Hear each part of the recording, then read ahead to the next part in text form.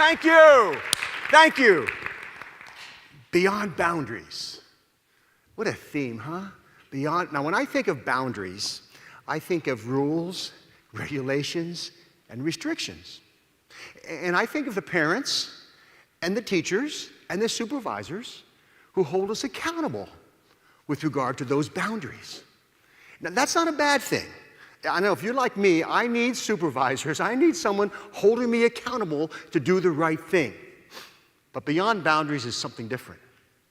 I think of those leaders, those teachers, those supervisors, those parents who inspire us to go beyond the call of duty, to do more than we have to do it not because they tell us, but because we want to.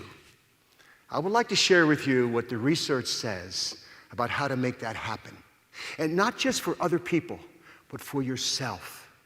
Here's the deal. How can we inspire people and ourselves to be self-motivated? There's another word. It's called empowerment. You've heard that word, right? Now, the management definition of empowerment is get her done. Just get her done with fewer resources and less time. I empower you. Make it happen. I'm talking about feeling empowered. That's different. Feeling empowered is when you're self-motivated. Now, if you want to know if you feel empowered or if your child, your student, your worker feels empowered, ask them 3 questions. And if they say yes to these 3 questions, they will feel empowered. And by the way, this is not based on common sense, it's based on research. But you've all been there, so it'll feel like common sense. Question number 1, can you do it? Albert Bandura calls it self-efficacy. Do you believe you can do it? Do you have the time, the knowledge, and the training to do what we're asking you to do? If you answer yes, good. Second question, will it work? Do you believe that we're asking you to do the process will work? Albert Bandura calls that response efficacy, believing that the behavior will lead to the ultimate outcome. By the way, that takes education, right? We have to show them the data. We might show them some theory. We show them, teach them why this might work. I just used the word education. Earlier, I used the word training. Is there a difference? In elementary school, we call it education. Middle school, education. High school, education. College, higher education. Then you go to industry. What do you call it? Training. You have your training department. There must be a difference. Well, you know the difference. Do you want your kids to have sex education or sex training? And your kids might answer the question differently. Because you know that training means you do the behavior and you get feedback. That's powerful. Powerful. Have you ever heard this word, online training? It's an oxymoron, isn't it? I mean, training is watch the behavior. Online training, it's like plastic silverware, jumbo shrimp, legal brief, country music. I mean, it doesn't work. Okay, so if you answer yes, it will work. Third question, is it worth it? So we've had a training question, we've had an educational question. This is the motivational question. Do you believe the consequences? This is about consequences. B.F. Skinner taught us this, selection by consequences. Dale Carnegie quoted B.F. Skinner and said, from the day you were born, everything you did was because you wanted something for doing it. Consequences. Is it worth it? So you have to convince people that it's worth it. Now, by the way, if you answer yes to those 3 questions, you feel competent. Am I right? You feel competent at doing worthwhile work. You've all been there. When you feel competent at doing worthwhile work, you're more likely to be self-motivated. You've been there. No one has to be looking over you. You feel. Now, here's the challenge, leaders, teachers. How do you inspire people to feel competent? Well, you give them feedback. You give them recognition. You show them they are competent. Okay, I got one more, another C word. choice. Your common sense will tell you. When you believe you have a sense of autonomy, a sense of choice in what you're doing, you feel more self-motivated. B.F. Skinner taught us that too. In his book, Beyond Freedom and Dignity, way back in 1971, reading that book changed my life because I realized that I am controlled by consequences. But sometimes I don't feel controlled. When I'm working for a pleasant consequence, it feels good. It feels like I'm working to get something. When I'm working to avoid an aversive consequence, I feel controlled. That's called negative reinforcement.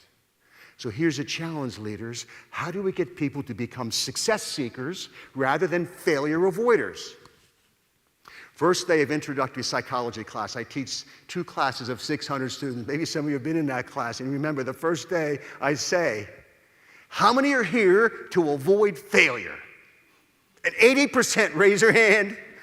And I say, well, thanks for coming. I know you're motivated, but you're not happy campers. You probably told your friends, I got to go to class. It's a requirement. Not I get to go to class. It's an opportunity. You probably woke up to an alarm clock, not an opportunity clock. And it's all in how you see it. Really, it's all in how you see it. It's your paradigm. It's how you communicate to others and how you communicate to yourself. So Ellen Langer said in her book, Mindfulness, she said, and psychologists know, when you perceive choice, you perceive motivation. You're more motivated. So the deal is, for yourself, sit back and reflect. Be mindful of the choices you have. And talk about being a success seeker rather than a failure avoider. It's all how you talk, how you communicate to yourself and to others. I've got a 4th C word, community. Powerful word. Psychologists know that social support is critical. People who perceive a sense of relatedness, a sense of connection with other people, they feel motivated and they're happier. I want to recite a poem. It's called The Cookie Thief by Valerie Cox. And as I recite this poem, there's only 2 characters, a man and a lady. Put yourself in the situation. Be mindful. Think about the situation and what you would do. Okay, here we go. A woman was waiting in an airport one night with several hours before her flight. She hunted for a book in the airport shop, bought a bag of cookies, and found a place to drop. She was engrossed in her book and happened to see that the man beside her, as bold as could be, took a cookie or 2 from the bag between, which she tried to ignore to avoid a scene. She read, munched cookies, and watched the clock as a gutsy cookie thief diminished her stock. She was getting more irritated as the minutes ticked by, thinking if I wasn't so nice, I'd blacken his eye. With each cookie she took, he took one too. When only one was left, she wondered what he'd do. With a smile on his face and a nervous laugh, he took the last cookie and he broke it in half. He offered her half as he ate the other. She snatched it from him and thought, oh, brother, this guy has some nerve, and he's also rude. He didn't even show any gratitude. She had never known when she'd been so galled, and she sighed with relief when her flight was called. She gathered her belongings and headed for the gate, refusing to look back at the thieving ingrate. She boarded the plane and sank on her seat. Then she sought her book, which was almost complete. As she reached in her baggage, she gasped with surprise. There was her bag of cookies in front of her eyes. If mine are here, she moaned in despair. Then the others were his, and he tried to share. Too late to apologize, she realized with grief that she was the rude one, the ingrate, the thief. So where were you where were you? Whose side were you on? Were you thinking independent or interdependent? I don't blame you if you think independent. You know, that's how we're raised. Nice guys finish last. Squeaky wheel gets the grease. Got to blow your own horn. You know, independent. We come into this life of ours dependent to others, and then we can't wait to become teenagers. You know, we're too old to do what kids do, too young to do what adults do, so then we'll do what nobody else would do to assert our independence. And some of us get stuck there. We're stuck. I'll do it myself. I don't need you. Not good. We need each other. We have to have each other's back. We need a sense of community. This independence culture that we got to move to interdependent. Okay, 4 C words that can fuel self-motivation and I think can fuel actively caring for people. Let me tell you a story to put it all together. It happened over 60 years ago. I remember it like yesterday. My parents asked me, "Hey, Scott, how'd you like to get drum lessons? How'd you like to play the drums?" Oh, man, would I ever? I'm thinking of Buddy Rich and Gene Krupa. Most of you guys don't know those names, but they were the drummers. In those days, a drum was in the front of the band. They had white pearl drum sets, and I saw myself. That was my vision. I had a vision, consequences, that was my vision, and I said, yeah, I want to take drum lessons. So the teacher would bring his drum and set it next to mine. I didn't have a nice drum like this. My parents bought me a beat-up old drum at an auction, and they said to me, if you get better, if your teacher tells us you're getting, they're holding me accountable. Teacher says you're getting better, we'll get you a better snare drum, and then a bass drum, and then some cymbals, and that was my vision, and that kept me going, consequences. So the teacher would come in, and he would show me stuff. You know, this is how left hand, this is how Buddy Rich plays with his left hand and his right hand, and they would just do things like a flam. Can you hear that in the back? You okay? And this is a rim shot. He would show me stuff. I was just 10 years old, remember?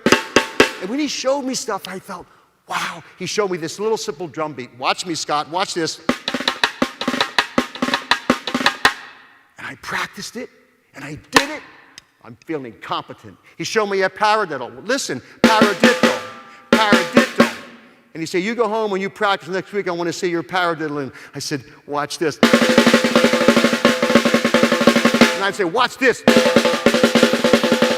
He said, that's a double paradiddle. We didn't get there yet. I'm reading ahead.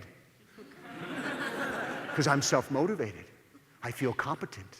I'm walking through Muhlenberg High School, Allentown, Pennsylvania, and I see the music teacher, and he says, I hear you're learning to play the drums. I said, yeah, and I'm getting good. He said, you can march in the band. You can be the snare drummer. Whoa, that felt good. Another vision. Then the teacher comes into these were private lessons, by the way, $2. $2, that was a long time ago. She said, Scott, you ready to do a drum roll? I said, of course, I'm ready for a drum roll. He says, watch, Scott, here you go, watch this. Would you do that again? Scott, this is easy. Watch me. Now you practice that, and next week, I want to see a drum roll. He comes back the next week, he says, how's your drum? I can do a paradiddle. That's regression. I want to see a drum roll. Week after week, now we're talking about distress. Now we're talking about apathy. Now we're talking about learned helplessness. That's what psychologists call it. I remember walking through that elementary school and seeing the music teacher, and he said, so Scott, how you doing? How are the drums? Not so good. I can't do a drum roll. You know, like adults always say, never say can't. You can be anything you want to be, Scott. No, I can't do a drum roll. I've tried and I tried, and I've kind of given up. And he said, Scott, when you ever get overwhelmed, break it down. Break it down. Can you do a paradiddle? Yeah. Okay, what's the second beat? 2 beats. Yeah, well, that's a drum roll, Geller. It's 2 beats. You go home and you practice and you say, Dada Mama. Remember, I was just 10. You go, Dada Mama, Dada Mama, Dada Mama, Dada. It's a drum roll. That teacher came back the next week. Okay, Scott, I guess you can't do a drum roll. I said, watch this. He said, whoa, how'd you learn to do that? And I showed my teacher. I taught my teacher, 10 years old. He said, I had forgotten that I got into the habit of just doing this and forgot that it's 2 beats. You taught me how to teach the drum roll, Scott. There's a lesson there. We can always learn from each other. We need to have the humility to accept feedback and the courage to speak up. And we need to help each other feel self-motivated. How? Give them the perception of competence. Teach them about consequences drive us. Let them perceive choice. And let them know it's community. We're all in this together. And we need each other. Thank you.